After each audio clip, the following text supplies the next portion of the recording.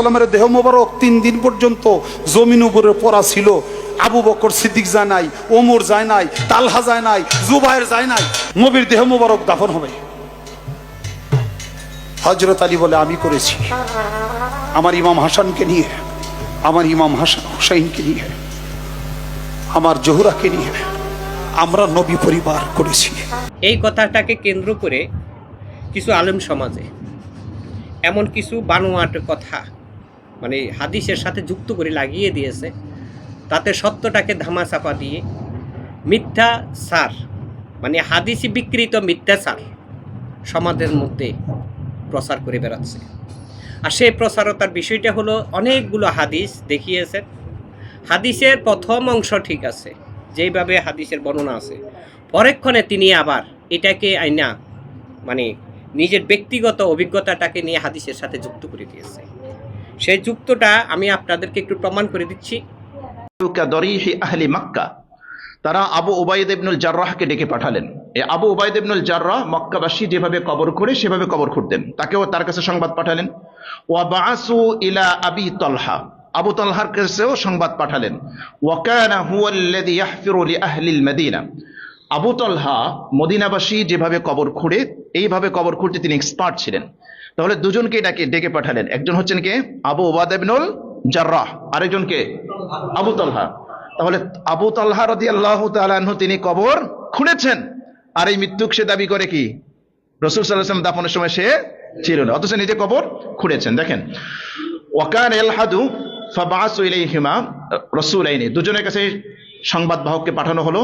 ওয়াকাল আল্লাহুম্মা খির লি রাসূলিকা, তখন সাহাবায়ে কেরাম দোয়া করলেন, আয় আল্লাহ, আপনি যাকে পছন্দ করেন, আপনার রাসূলের জন্য কি কবর হবে, আপনি যাকে কোন একজনকে আপনি পছন্দ করেন, যেই কবরটা আপনার রাসূলের জন্য আপনি পছন্দ করবেন তাকে আপনি তাড়াতাড়ি পাঠান। অর্থাৎ তারা বলল যে আগে আসবে সে সেই কবর খুঁড়বে। যদি আবু তালহা আগে আসে তাহলে মদিনার লাহাদ হবে, আর যদি আবু উবাইদ ইবনুল জাররাহ আগে আসে তাহলে শাক হবে, খাড়া কবর হবে, মক্কাবাসীর কবর।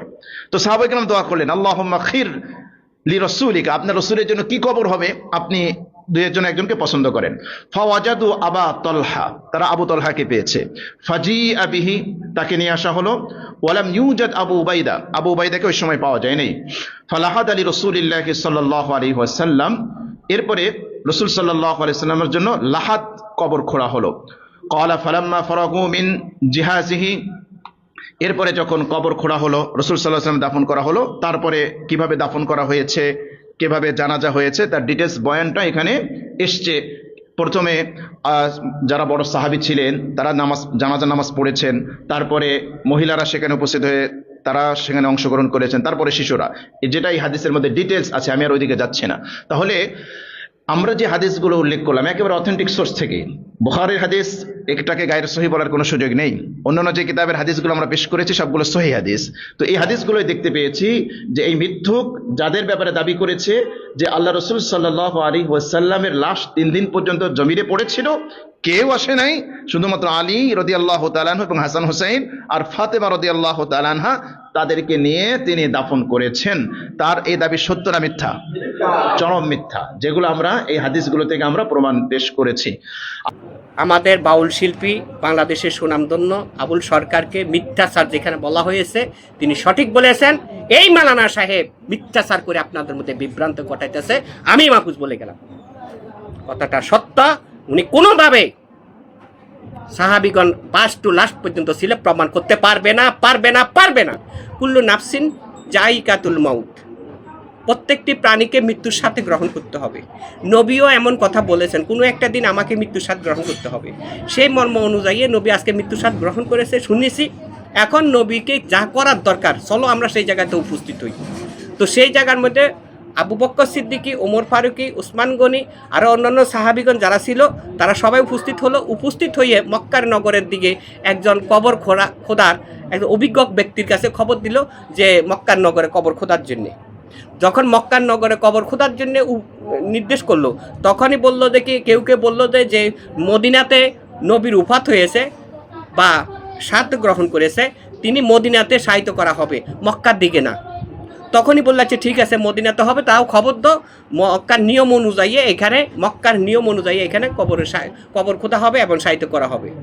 তখনই হজরত আলী আলাইহিস সালাম আবার বললেন এই জায়গার এই মদিনার নগরের মধ্যে মদিনার নিয়ম অনুযায়ী কবর খোদা হবে, সেই নিয়ম অনুযায়ী সাহিত্য করা হবে, মক্কার নিয়ম অনুযায়ী নয়। যেই দেশের যে নিয়ম চলে সেই নিয়ম অনুযায়ী আমরা কাজ করব। তখনই বললো যে ঠিক আছে, আবু তহাবের কাছে খবর দিল, মদিনার যে একজন কবর খোদার ব্যক্তি আছে তাকে খবর দিল। তাকে খবর দিলে এখানে কথার কিন্তু কম্পিটিশন হয়ে গেল।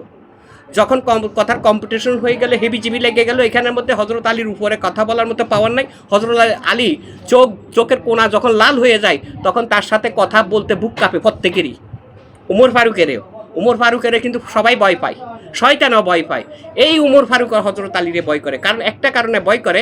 আল্লাহ নবী রাসূল সাল্লাল্লাহু আলাইহি ওয়াসাল্লাম একটা সময় কোনো একটা অনুষ্ঠানের মধ্যে বললেন, আমার আলীর হাতে যদি কখনো তলোয়ার উঠে আর চোখের কোনা লাল হয়ে যায়, তোমরা কেউ তার সামনে দাঁড়াইও না। যদি কেউ তার সামনে দাঁড়াও, কেউ তার থেকে জীবন রক্ষা পাবে।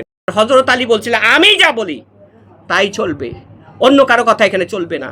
এই কথা বলার কারণে উমর ফারুককে বলছিল তিনি উপাত নিয়েছেন, তিনি জীবিত হোক আর মৃত্যু হোক তিনের সামনে কণ্ঠ নিচু করে কথা বলতে হবে। তখন বলতেছে যখন মাথায় রক্ত উঠে যায় সত্যের পথে, নবীর পথে, রসুলের পথে, তখন কে সামনে কি বলবে সেটার দেখার শোনার সময় নেই। আর তখনই তারা বিভ্রান্ত হয়ে এখান থেকে সরে যায়, যাইয়া মিটিং করা। এই ভয়ে তারা চুপচাপ হইল, এখান থেকে সবগুলা গুল করিয়া সমস্ত সাহাবিগণ দূর স্থানে চলে গেল। আবু বকর সিদ্দিকী, উমর ফারুক আরও যারা ছিল তারা সব চলে গেল, কারণ মুরব্বীর কি বলে, মুরব্বী এর কথা শুনতে হবে। আর এই মৌলানা সাহেব বুঝাইলো যে নবী যখন উপাত নিল বা মৃত্যুবরণ, কি নবী বলে নাই, মোহাম্মদ রসুল উপাত নিয়েছে, মৃত্যুবরণ করেছে, ওনার জানাজার প্রয়োজন আছে, গোসলের প্রয়োজন আছে এবং সাহিত্য করার প্রয়োজন আছে। এটার মধ্যে নেতৃত্ব কে দিবে, জানাজার মধ্যে ইমামতি কে করবে, যার কারণে ইমাম নির্বাচিত করার জন্যে ওই জায়গার মধ্যে যাইয়া তিনারা একটা মিটিং করেছে। তো মিটিং করেছে বেশ ভালো কথা। সকালে যায় যদি মিটিং করে সন্ধ্যা দুপুর পর্যন্ত পৌঁছে যাইতে পারে বা সন্ধ্যায় আসতে পারে।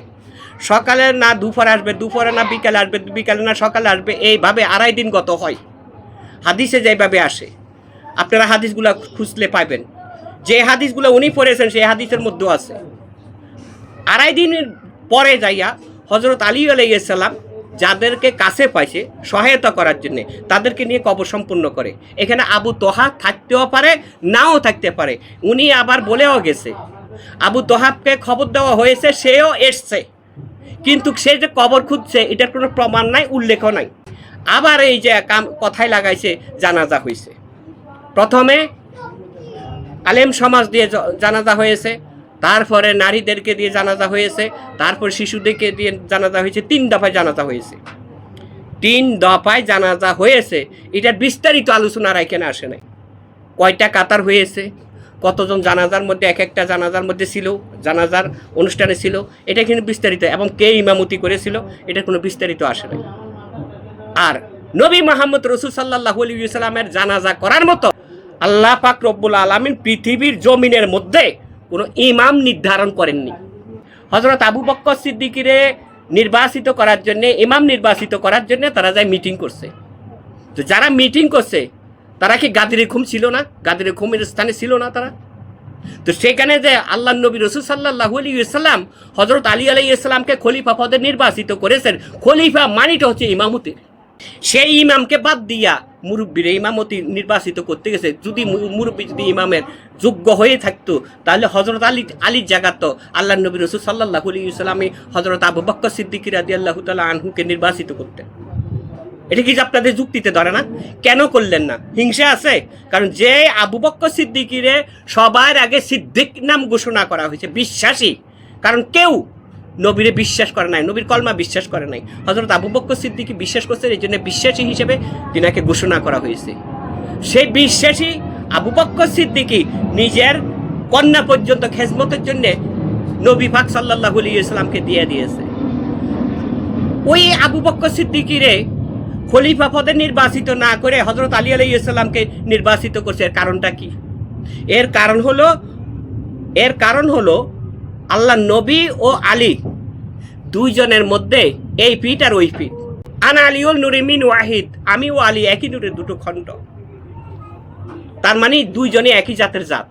নবী পাক সাল্লাল্লাহু আলাইহি ওয়াসাল্লাম হযরত আলী আলাইহিস সালামকে বললেন, আমিও আলীর মধ্যে পার্থক্য এতটুকু, একটা তলোয়ারের এই ফিট আর ওই ফিট, বুঝিয়ে দিয়েছেন, আনা আলীউন নূরে মিন ওয়াহিদ। তাহলে সেই আলীকে নির্বাচিত করেছেন। যদি নবীকে সবাই মানতো, সত্যিকারে মানতো, তাহলে আলীকে বলতো, আলী তোমাকেই তো নির্বাচিত করেছে খলিফা পদে, কি করতে হবে তুমি বলো। অথচ সেই জায়গার মধ্যে রসুলের সাহাবিগণ যারা ছিল তারা আল্লাহর কাছে ফরিয়াদ করলো, আল্লাহ তোমার বন্ধুর জন্য তুমি সঠিক নির্দেশনা করো। আর এটাকে আপনারা আবার ঘুরাইয়া দিয়েছেন কি, আমরা সকল সাহাবিগণ আল্লাহর কাছে ফরিয়াদ করেছে, যেই কবরটা তোমার পছন্দ হয় তোমার নবীর জন্যে তুমি সেই কবরটা নির্ধারণ করো। সেইভাবে আর কত রকমের হাদিস দেখাইয়া মানুষের মধ্যে বিভ্রান্ত করা হবে। যে হাদিসগুলো আপনারা যেভাবে বলতেছেন, এই হাদিসগুলাকে অস্বীকার নয়, কিন্তু এই হাদিসগুলোর মধ্যে ক খ গ উম্মটা আবার নিজের থেকে নিয়ে লাগাই দেওয়া হচ্ছে। আগার থেকে গোড়া পর্যন্ত যতগুলো কথা বলা হয়েছে, প্রত্যেকটি কথার ভিতরে এরকম গন্ডগোল গোজামাল করা হয়েছে।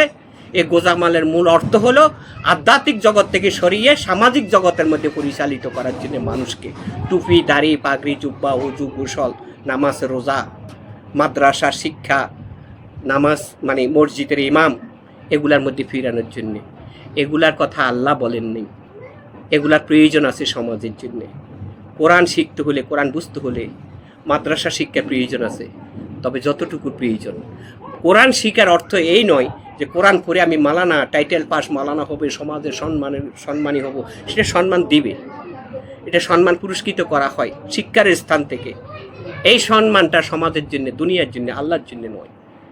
আল্লাহ বলেছেন, যে ব্যক্তি আমি আল্লাহর কাছে আত্মসমর্পণ পরিপূর্ণভাবে করে, সে ব্যক্তি আমার কাছে সম্মানী হয়।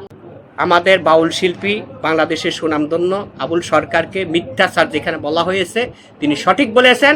এই মালানা সাহেব মিথ্যাচার করে আপনাদের মধ্যে বিভ্রান্ত ঘটাইতেছে, আমি মাহফুজ বলে গেলাম, কথাটা সত্য।